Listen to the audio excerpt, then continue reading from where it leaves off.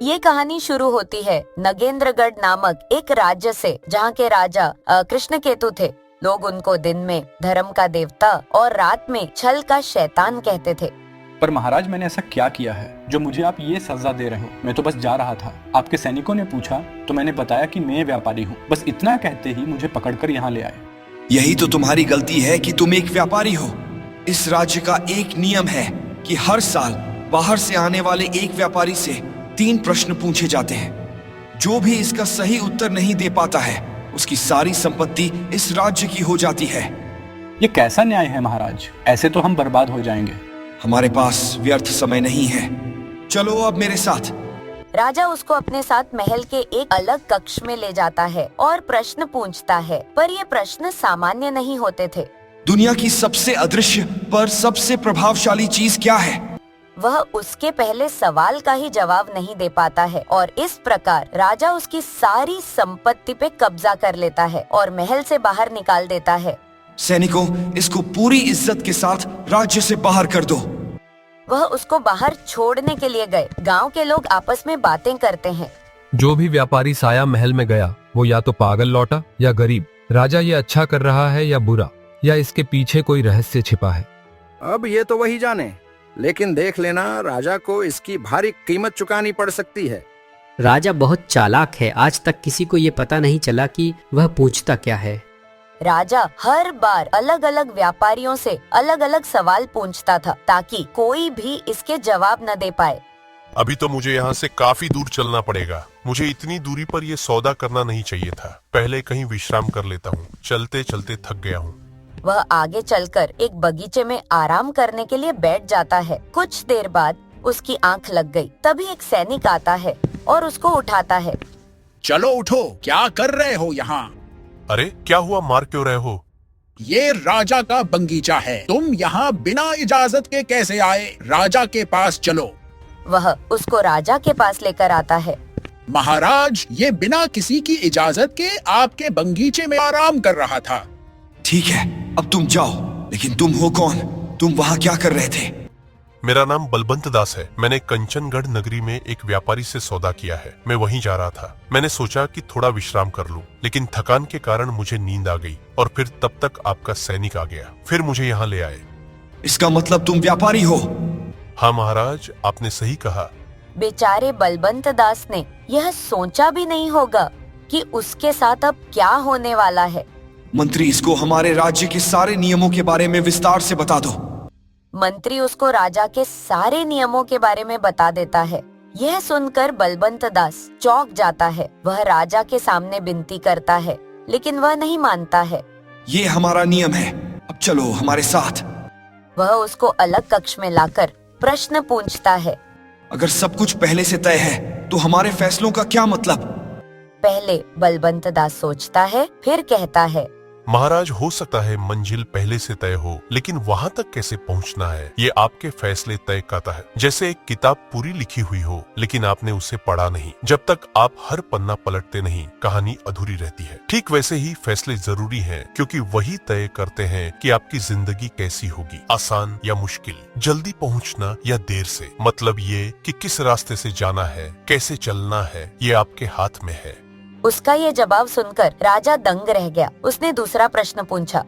तो बताओ, दुनिया की सबसे अदृश्य पर सबसे प्रभावशाली चीज क्या है? वह ये सवाल सुनकर वह चौंक जाता है, क्योंकि उसको इसका जवाब नहीं पता था। राजा उसकी भी सारी संपत्ति पे कब्जा करके उसको भी बाहर निकलवा देता है। हर महीने कोई न कोई व्यापारी अपनी पूरे जीवन की जमा पूंजी कुछ ही पल में खो देता है। मुझे ये राजा कम लुटेरा जायदा लगता है। अब हम कर भी क्या सकते हैं? अगर कुछ कहेंगे तो राजा हमें फांसी पे लटकवा देगा। किसी न किसी दिन तो इसके पाप का घड़ा भरेगा ही। ऊपर वाला सब कुछ देख रहा है।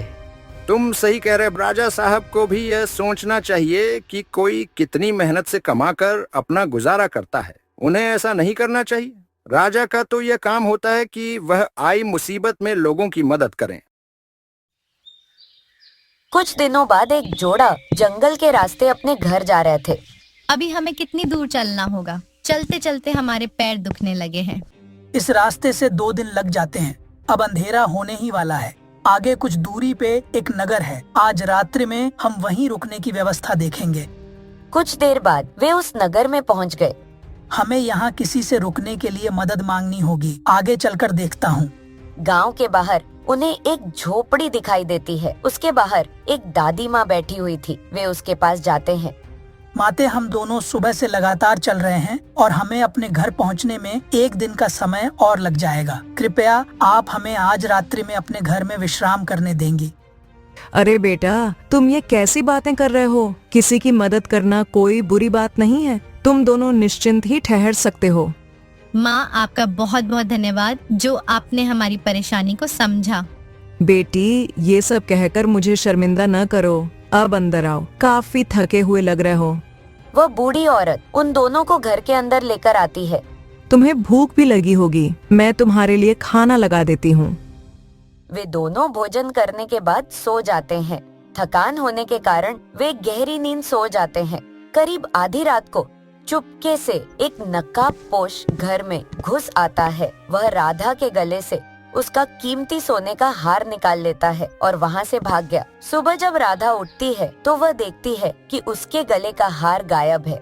सुनिए, देखिए, मेरा हार गायब हो गया है। हे भगवान, इतना महंगा और कीमती हार था, चोरी हो गया। तुम चिंता मत करो, हम राजा के पास चलेंगे। अगर चोर इसी राज्य का हुआ तो राजा हार को खोजने में हमारी मदद कर सकते हैं। वे सारी बात दादी माँ को बताते हैं और राजा के महल जाने का रास्ता पूछते हैं। मुझे लगता है तुम्हारा वहाँ जाना ठीक नहीं रहेगा। वो राजा कम और लुटेरा जायदा है। माता, मैं आपकी बात को समझा नहीं, क्या मतलब है? फिर वह राजा की सारी करतूतें बताती है।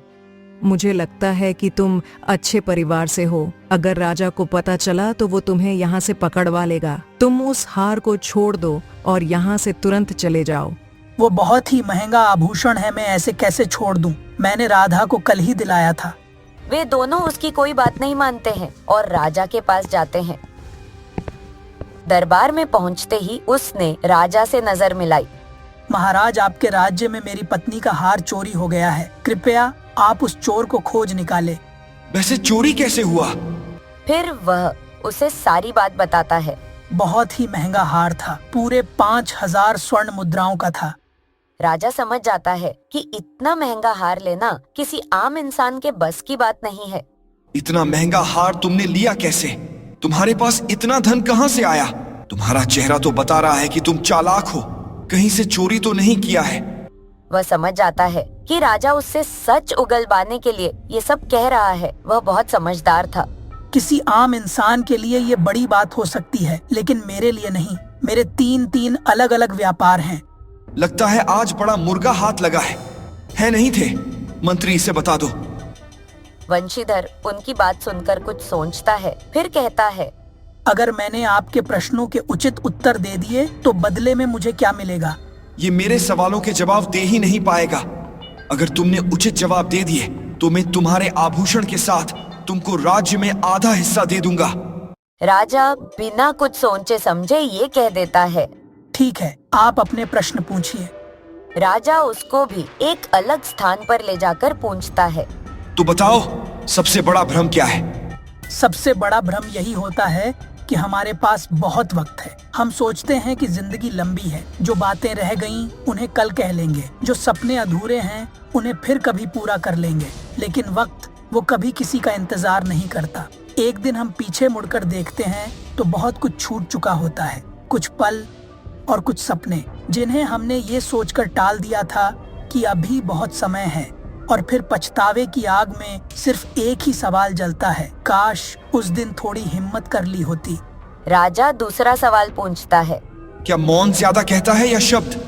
शब्द हमारी सोच और विचारों की पहचान होते हैं, लेकिन मौन उन विचारों का असली एहसास है जिसे हम या तो समझने से डरते हैं या खुद तक रखने की कोशिश करते हैं। मौन वो कहानी कहता है जिसे शब्द कभी नहीं कह सकते।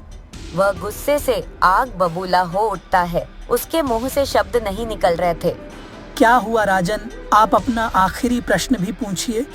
वो प्रश्न कल पूछेंगे, अब तुम जा सकते हैं। ठीक है महाराज, जैसी आपकी इच्छा। वे दोनों वहाँ से वापस चले आते हैं। शाम को राजा बहुत चिंतित थे। ये वंशीधर तो बहुत चालाक निकला, लेकिन इस खेल में हमेशा मेरी ही जीत हुई है। तुमको ऐसा सबक सिखाएंगे कि तू याद रखेगा।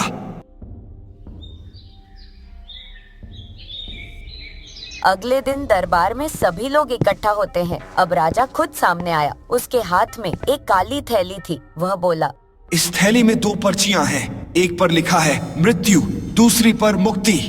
एक उठाओ और अपना भाग्य चुनो।